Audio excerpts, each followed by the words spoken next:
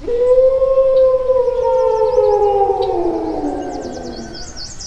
guys, so you may have heard me talk about the fact that horror books were one of the cornerstones of my reading.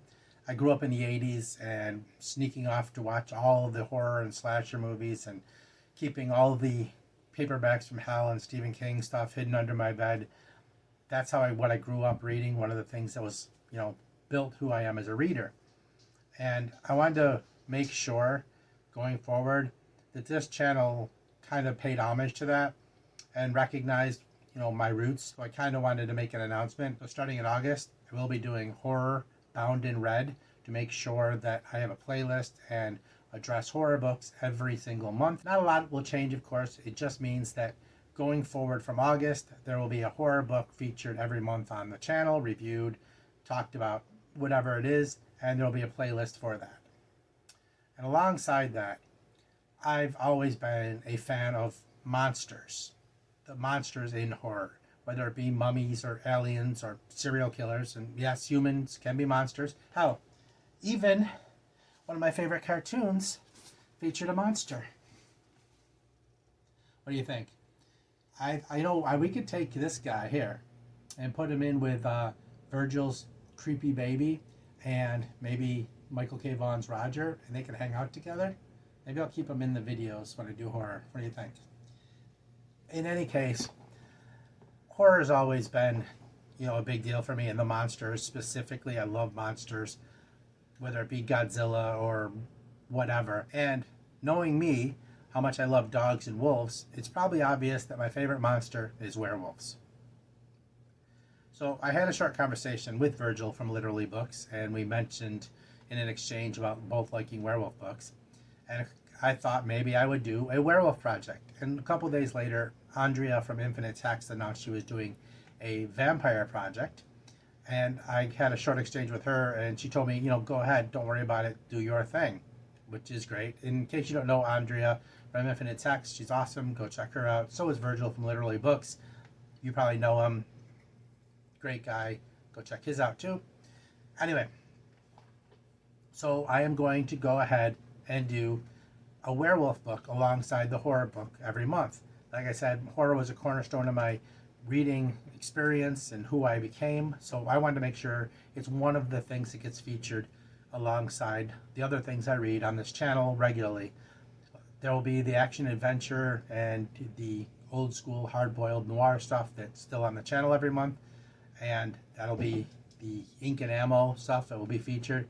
And I'm going to do a sci-fi book every month to make sure that's featured, as well as these and anything else I read. So these will be the cornerstones of the channel going forward, the direction of the channel. So in honor of the Werewolf Project, I thought I would talk about my favorite werewolf movies. And I'll do my top 8 favorite werewolf movies. So I want to start with an honorable mention because people say it's not really a werewolf movie, and I get that. But I love the movie Wolfen. And I'm going to read that book as part of the project because I think it's related. So the Werewolf Project will have other were creatures and were related things, just to give you a heads up. But yes, Wolfen is my honorable mention. It's not exactly werewolf, but intelligent wolves, and it's a great movie. It's a fun movie, so check it out. So at number 8 is Howl. This is a British movie about people trapped in a train car where werewolves attack. It's kind of a werewolves, humans under siege movie. And there's some things I didn't love about this movie. I thought the werewolf designs were not great. And I hated every single character in the movie. I thought they were terrible human beings. And I was glad to see them off, which maybe, a selling point. But some of the attack scenes and the concept of it were really good. And it's worth a check out. Number 7 is the 2022 Marvel almost movie, Werewolf by Night. I'm a big fan of Werewolf by Night, the comic. And I thought the movie was fun. I call it a movie, but it's only like 45 minutes long. And it's free on Disney channels, so, it's worth checking out. But I do have an affinity for Werewolf by Night. It's where one of my favorite superheroes, Moon Knight, debuted. I'm even wearing the Moon Knight shirt now. Give it a look. It's a fun, interesting, unique take on werewolves. Number 6 is Frankenstein Meets the Wolfman. This is an old Universal horror movie, one of the original black and white ones. And it's not a great movie on its own, but for a young me, seeing The Wolfman and Frankenstein in a movie together. It's the first time I ever seen like a team up. It's was the equivalent of Iron Man and Captain America getting together in a movie for the first time. So that alone made it worth it. It's fun. Like I said, it's not a great movie in comparison, but it's worth the watch. It's just because it's an interesting concept and it's fun. And I would suggest you watch it after you watch the original Frankenstein and the original Wolfman, because it just flows better that way. It's more fun that way. Number 5, The Howling. Yes, the sequels are terrible, but the first one was fun and original, and that end scene is absolutely worth the time it takes to watch the movie. If you want to watch the sequels, know they're bad, but that's part of the joy of them. They're terrible. I have the first 3 books of the original Howling story. That'll be something I get to read for the Werewolf Project as well. So come back and check out. We could talk about the difference between the movies and the books, and that means I'll have to rewatch the sequels because I don't remember them well. And I will suffer through that to do that and can make a comparison from the movies and the books for you. Number 4, Dog Soldiers. This is a Scottish-made movie about soldiers once again in a siege situation where they're under attack by werewolves in a cabin. It's just fun movie. It's great. It has some great lines in it, and it has some great attack scenes in it. And I think it's very underrated. It doesn't get a lot of the credit it deserves, except among cult movie fans and werewolf fans. So absolutely, if you get a chance, check it out. It's not too hard to find. It's out there.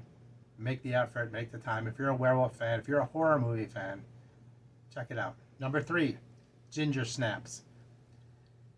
A lot of people have heard about this movie. I don't know how many of you have actually seen it. If you're a horror fan or a werewolf fan, I'm sure you've seen it. This is a movie about a teenage girl who turns into a werewolf. It has a lot of subtext about puberty, but it's a really good movie. It's really fun. It's a really different take. And it's always good to find somebody have a different idea about werewolves. It's great. It's worth the effort. Again, the sequels are not. There's like 2 sequels to that, and one of them is like a flashback going back hundreds of years, like an origin story. But it's just watch the original one and you're good to go. Number 2, The Wolfman. There's not much better than just the original telling of Larry Talbot and his werewolf curse, becoming the Wolfman, and it's still a beautiful movie, even though it's 100 years old almost, getting there, 90, 95 years old, whatever it is. It's still it's an incredible experience, and everybody must see it once. It's the storytelling is just fun, and it's where a lot of werewolf mythos and such got started, so it's definitely worth checking out. And my number 1 favorite werewolf movie, and one of my all-time favorite horror movies altogether, is An American Werewolf in London. This movie is an absolutely perfect werewolf movie. You have great characters, great change, you have great cast. Jenny Agutter is in it, and if I'm pronouncing her name wrong, I'm sorry, and she's worth the price of admission alone. The change scene is well known to be one of the best ever done in werewolves. Everything about this movie is just fantastic. And if you haven't seen it, I'm really surprised. It's fantastic. If you have not, though, make an extra effort to go watch it. And if you have seen it, go watch it again, because it's just absolutely great. And I had mentioned the Marvel Werewolf by Night.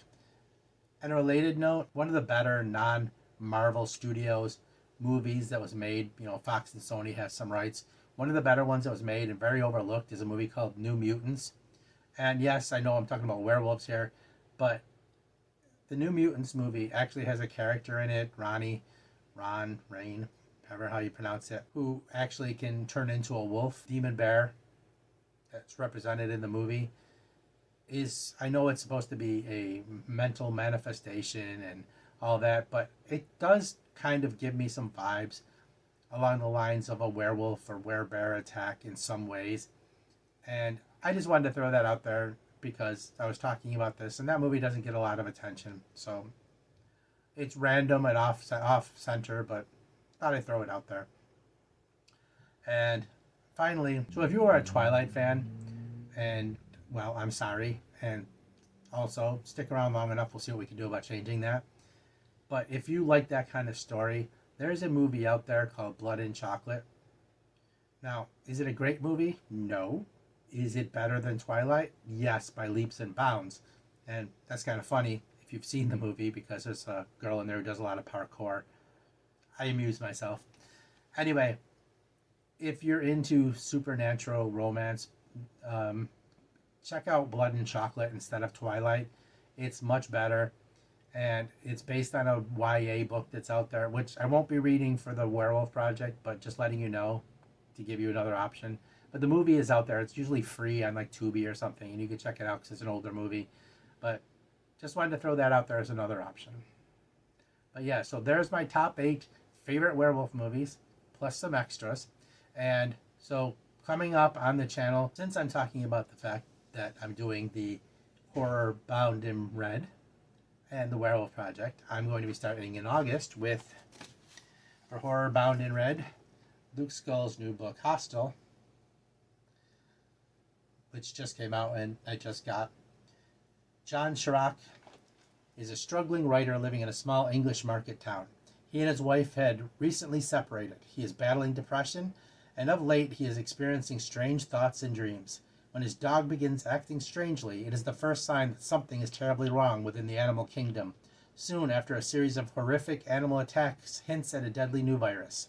John must survive bloodthirsty pets and ferocious local wildlife as he embarks on a journey to save his estranged wife and seek answers to the questions, what caused all animal life to turn hostile? Set against the backdrop of an uncertain spring of 2016, Hostile blends gruesome set pieces with psychological horror and delivers a knockout finality that is guaranteed to shock readers. So this will be the first book in August I read for Horror Bound in Red. And then the werewolf book I'll be reading in August to go with it will be John Ferris's High Bloods. It happened quickly overnight. The greater Los Angeles area found itself in the horrifying grip of a werewolf epidemic. 28 days of the month, those who change are no different from those who have managed to stay uninfected. The normals, the high bloods. But every full moon, they become the most ravenous creatures mankind has ever seen.